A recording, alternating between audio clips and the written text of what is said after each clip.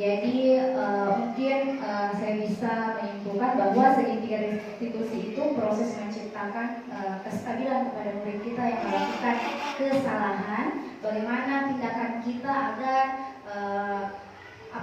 agar mereka lebih kuat. Artinya dia lebih berani ketika mereka melakukan kesalahan. Bagaimana caranya kita memberikan solusi kepada anak didik ini. Jadi ada tadi 3 langkah yang dipaparkan oleh Bapak Bapak Junedi. Pertama kita menstabilkan dulu. Jadi kita tanya ke siswa kita, saya juga sebagai guru pasti melakukan kesalahan. Itu yang pertama. Terus yang kedua adalah menciptakan melakukan tindakan. Jadi di sini kita kira-kira tanya ke siswa kita, ada alasan tak nak sehingga melakukan hal seperti itu. Yang terakhir adalah keyakinan. Kita tanya ke siswa kita, kira-kira nak betul yakin tidak mengulangi lagi hal seperti itu. Itu tadi beberapa contoh yang dipaparkan oleh Bapak Junet, bahwa ada 3 tadi, 3 langkah: menstabilkan, menciptakan, dan terakhir adalah menanyakan keyakinan peserta didik kita. Nah, itu salah satu segitiga restitusi, menciptakan proses di mana siswa kita melakukan hal yang tidak baik, kita kasih wejangan sedikit sehingga dia memiliki karakter yang kuat, sehingga dia lebih berani lagi tampil di depan umum. Oke, saya kira cukup Bapak Ibu. Ada 2 tadi materi. Yang materi pertama adalah 5 posisi kontrol yang kita pilih mana yang terbaik 5 posisi kontrol tersebut. Yang pertama tadi adalah posisi sebagai penghukum, kedua adalah posisi sebagai pemberi masalah, ketiga posisi teman, keempat posisi pemantau. Ya, pemantau, dan terakhir adalah manajer. Kita tinggal pilih-pilih Bapak Ibu posisi mana yang baik kita terapkan untuk peserta didik kita. Saya kira cukup. Sebelum saya menutup, ada pertanyaan Bapak Ibu?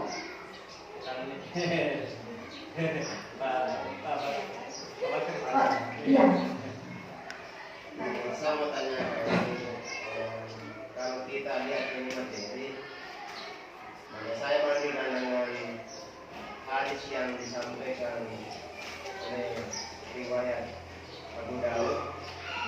Dalam Islam itu ada yang mengatakan, apabila anakmu berumur 10 tahun, maka 7 tahun, maka suruhlah untuk belajar sholat. Tapi apabila mencapai umur 10 tahun tapi belum melaksanakan sholat, maka pukullah.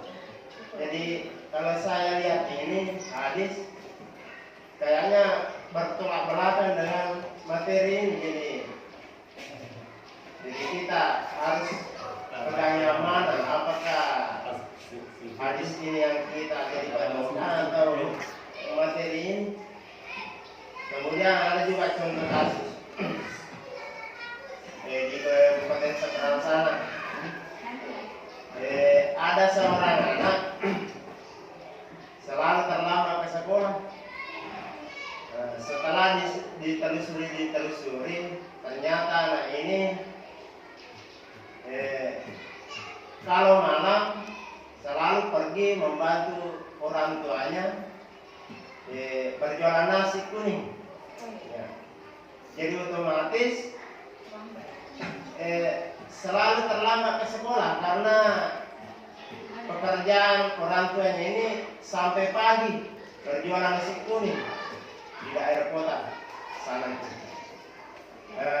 Kebetulan selama semenjak ayahnya meninggal dunia, maka otomatis dia termasuk tulang punggung keluarganya. Artinya dia selalu membantu ibunya untuk mencari nafkah. Ya. Jadi itulah sampai sekarang itu anak tersebut selalu terlambat.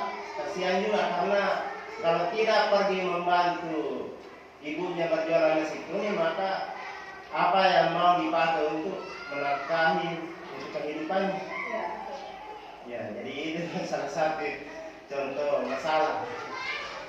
Ya, betul Bapak. Salah satu kemarin juga pada saat saya jawab dulu pertanyaan pertama ya Pak. Kemarin pada saat kita Zoom meeting juga ada salah satu pertanyaan yang membandingkan apakah kita memakai yang ketika umur 7 tahun kita diwajibkan sholat, diajarkan karena kita untuk sholat, tapi pas 10 tahun ketika dia tidak sholat maka dia hukum. Nah inilah sebenarnya dilema bagi kita yang masih berpenggerak. Kemarin ada perbincangan seperti itu. Nah di sini Bapak Ibu, tadi kita belajar masalah posisi, 5 posisi. Jadi ini yang sebenarnya saya dan teman-teman yang lain yang posisi penghukum ini bukan artinya kita langsung memukul ya Pak. Kita langsung memukul. Jadi mungkin sewajarnya kita memberikan Pak artinya konsekuensi kepada anak. Jadi jangan langsung memukul Pak, karena itu bukan jalan keluarnya. Jadi berdasarkan dalil tadi, betul Bapak yang Bapak katakan, berdasarkan teori atau berdasarkan apa yang ada di agama kita. Jadi kita bisa Pak, ini saya tidak menyatakan menghilangkan 100% pemberi hukuman. Bapak Ibu saya tidak, tapi bagaimana cara kita mengakomodir ini peserta didik kita agar bukan hanya penghukum terus kita kasih ke anak kita.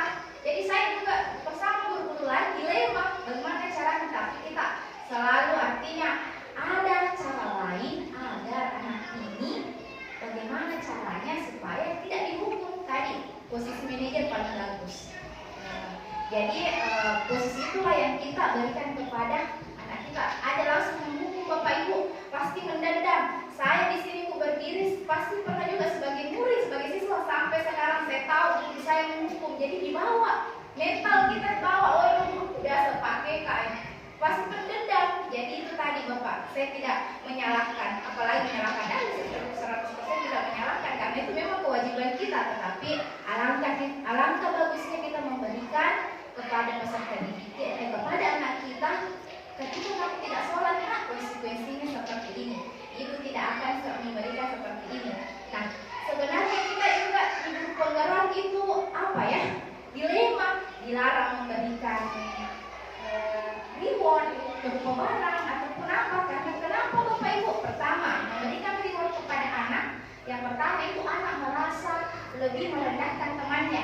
Coba Ibu tadinya kita lari pas macam kayak macam kayak jadi dia lebih merendahkan temannya. Kedua, anak tersebut memiliki sifat mentalistis, materialistis. Dia melo kayak aku dia deh, udah suruh kak, terimalah ke agama, pasti berpikiran selalu begitu.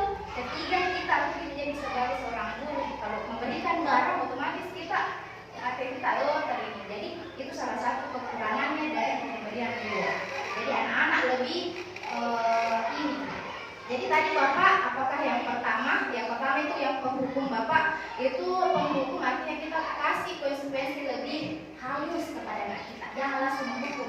Kalau mengaji mesti diselima, 2 bulan, jadi kita harus memberikan bagaimana cara terbaik.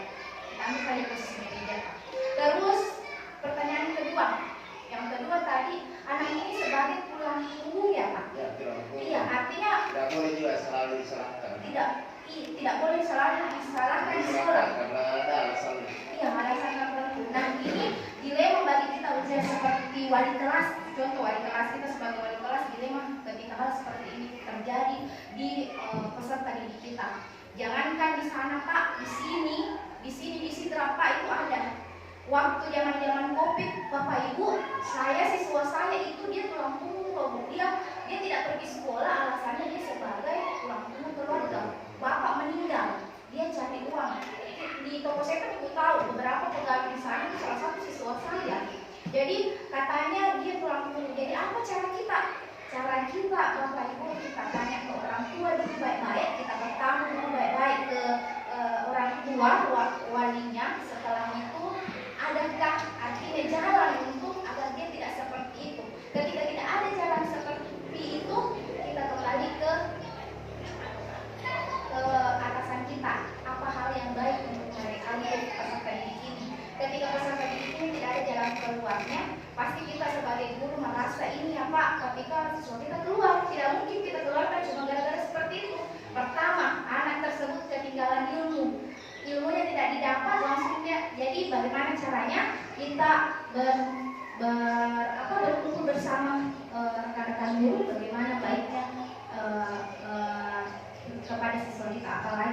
apalagi masalah seperti itu. Jadi bersosialisasi kita bersama guru, duduk bersama guru, bagaimana terbaiknya seperti kan kita mengajar semua. Contoh saya Bapak Ibu, semua mata pelajaran semua guru-guru mengajar di kelasnya. Jadi kita meminta semua pendapat semua guru. Setelah pendapat itu terakhir berarti kita sudah memberikan kayak saya kejadian kemarin Pak, bukan hanya video-video yang Bapak lihat. Jadi begitu ceritanya saya kemarin Pak. Jadi saya kumpulkan semua guru, kepala sekolah yang bukan saya langsung tanya Bapak Ibu, tapi kepala sekolah yang memanggil, terus bagaimana solusinya. Kemarin solusinya Bapak Ibu untuk sementara waktu tugasnya kebetulan COVID pada zaman itu Pak. Jadi tugasnya terlambat dia kumpul. Yang penting terkumpul tugas di belakangan biar bukan tepat waktu karena dia itu kasihan. Ya begitu Bapak Ibu itu langsung. Jadi kita juga tidak boleh mengeluarkan begitu saja. Jadi intinya kita tidak boleh keluar dari lingkungan para rekan-rekan sejawat Pak. Kita jangan langsung mengambil keputusan. Kita menampung semua teman-teman kita bagaimana caranya supaya anak ini tetap mendapatkan prioritas, mendapatkan ilmu. Jangan langsung dikeluarkan saja. Saya kira itu solusinya Pak. Kita duduk bersama dengan rekan-rekan sejawat kita yang bicarakan siswa yang bermasalah tersebut.